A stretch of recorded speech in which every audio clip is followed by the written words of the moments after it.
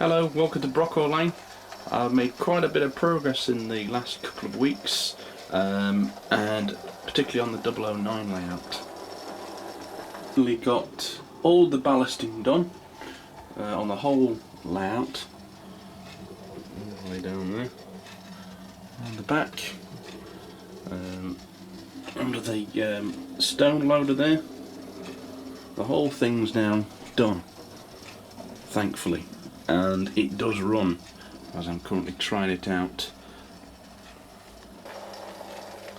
So far it seems to be operating quite well. I'm just running these two Talyllyn engines. I've got an extra coach there for my Talyllyn set. They'll eventually be repainted into Talyllyn livery. They're from Pico, of course. Moving a few buildings around, you see I've now got a gate there at the back of the station. I've also put some cattle going up the hill there and annoying that coach driver. I do need to get a figure of a farmer and maybe a dog, something like that. But that guy there is watching the proceedings. That water tower is also moved to there. It may move again, but we'll see. Those gates have now been weathered, and I've started to weather the road surface as well. Fine detail which doesn't really show up very well on camera. PD marsh rabbits have appeared in this field. They don't look a lot like rabbits on the camera, but I'll show you they are. There's a few of those appearing around the fields. There's also a proper gate up there in the background. A little rail fence which finishes that little entrance to the quarry off better. Roof now has a top on it, which I've covered with this grass, and it's also got some planes on there. These are die-cast models I used to collect from one of the magazines, and they've been in a drawer for ages, so I just picked out some suitable sort of era ones. Oh, they're World War I at the back there, but it's supposed to be 1930s. They were the closest I could get anyway. So they look okay up the top there. Right next to the peggy in. I do need to get some back scene on that end piece. I need to find an offcut. It's not a very large section, but I'll sort that out at some point.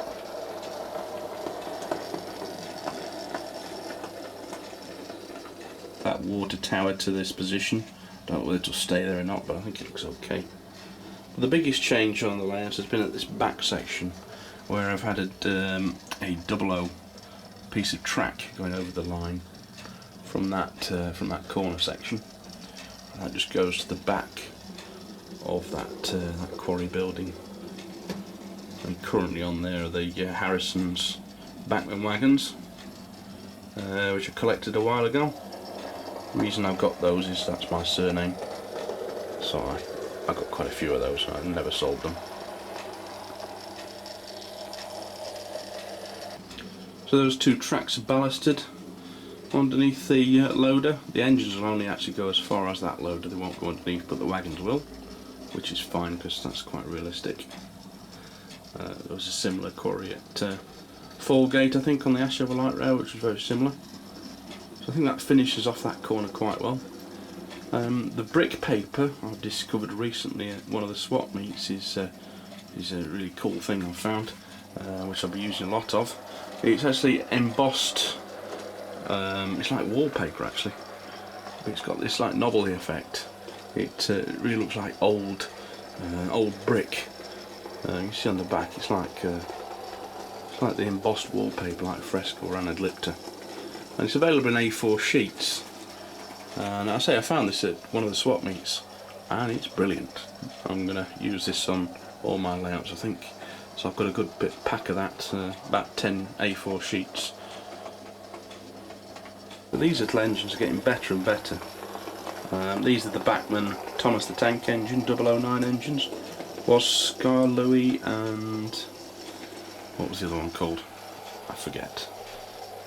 But they're available in the US range, and I've repainted them into Talyllyn liveries using Shakeway smoke box doors. I've taken the little faces off, and that's a new chimney on the Dolgok there as well. The packaging they come in, and they're really good quality. Say they're just toys. I mean, they're a little bit expensive, but that's how they originally looked. Quite bright colours. And they also sell the Pico wagons under the Bachmann name as well in the States. You can get them on eBay, but they're not that readily available in the UK.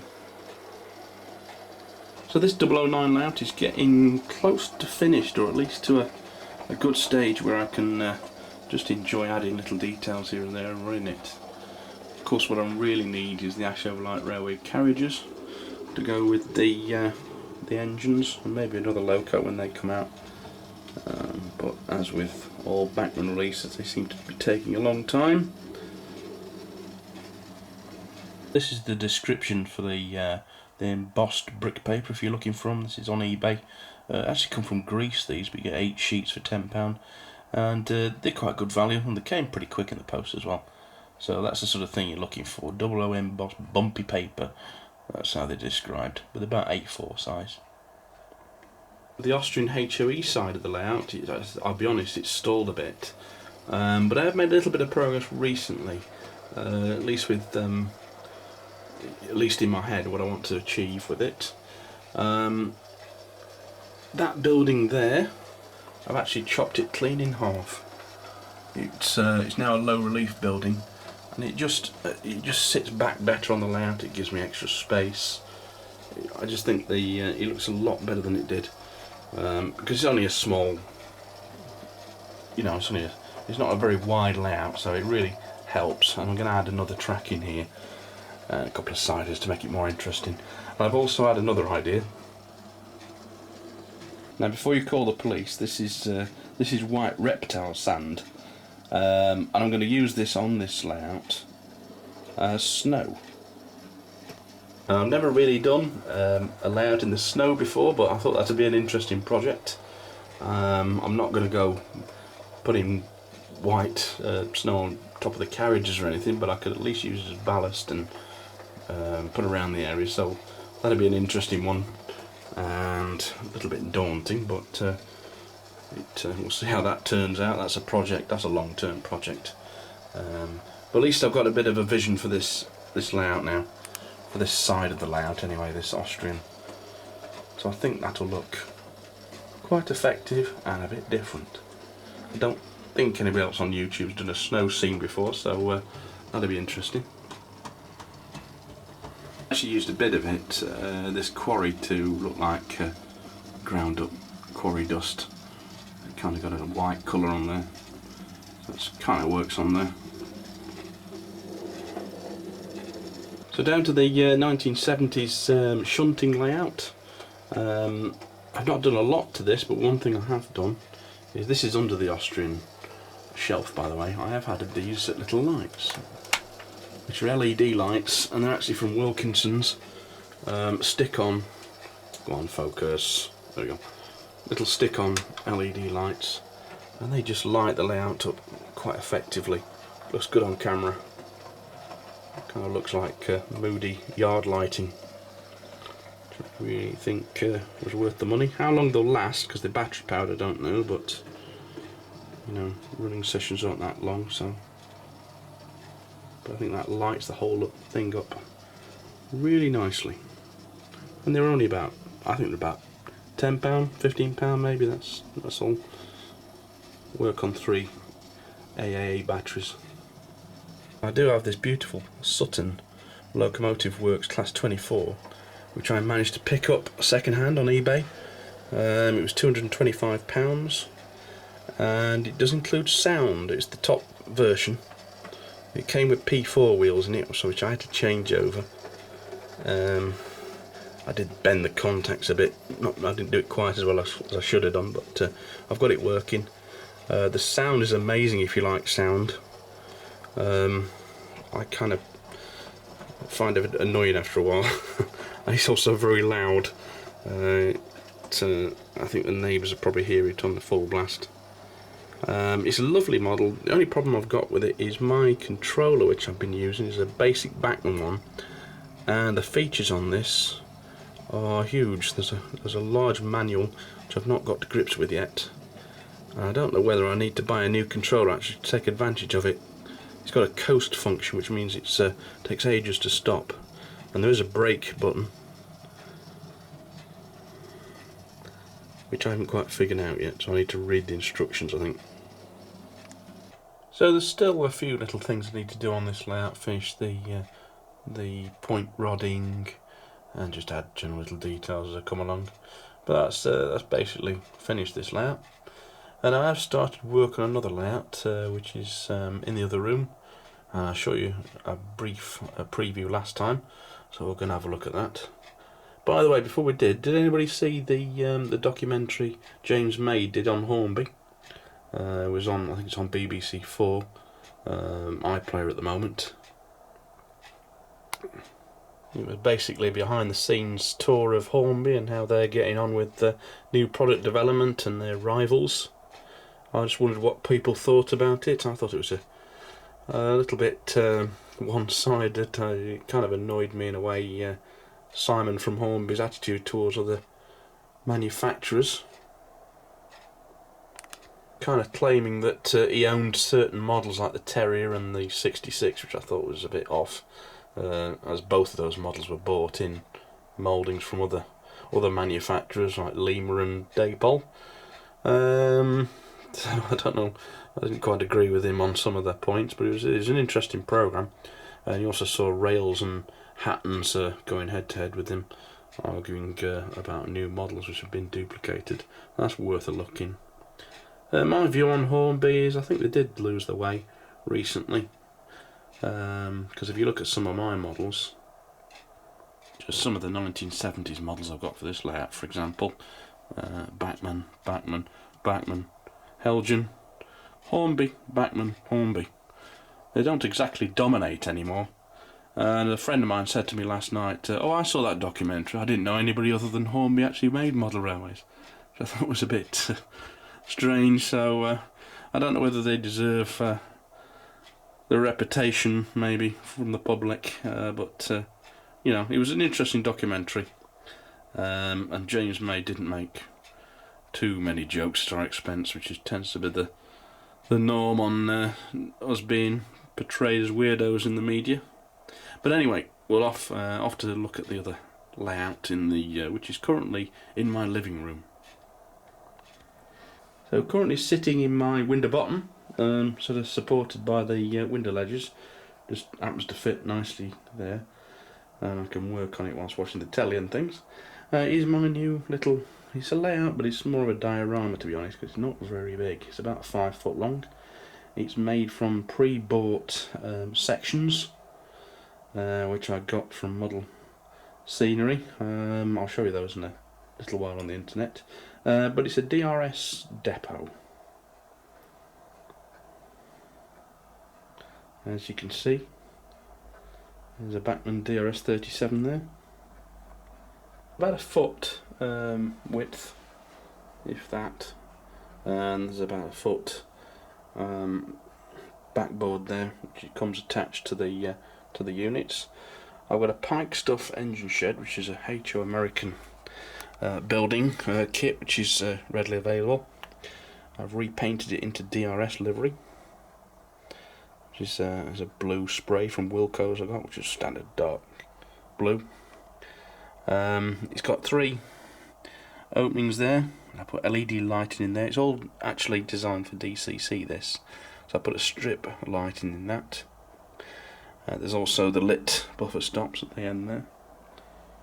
I forget who does them. That looks good.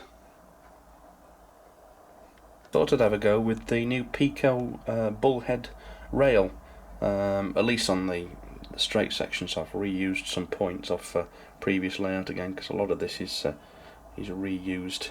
It's another recycled layout like the 1970s one.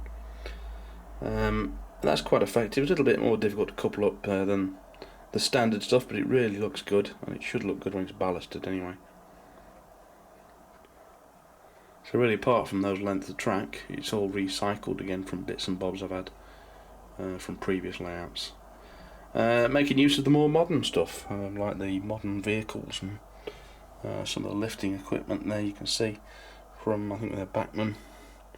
And I've also had these signs made online, which are from a company, is it Shaky Scenics, I think it is, who will do your custom signs, DRS, anything you want really, EWS, BR, pretty much anything.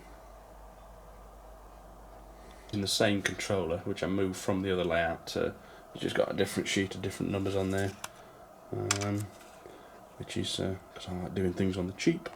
That seems to work okay. I might get a proper controller one day, but to be honest, I'd rather buy engines than buy controllers because they seem quite expensive. Some of the newer ones. So it's really just an excuse to collect a few DRS locomotives, which I really like the colour scheme on, and I can also get one of those new Hattons Class 66 when they come out as well. So it doesn't really go anywhere. It just goes up and down. It's very short, but nevertheless, it's quite fun to operate.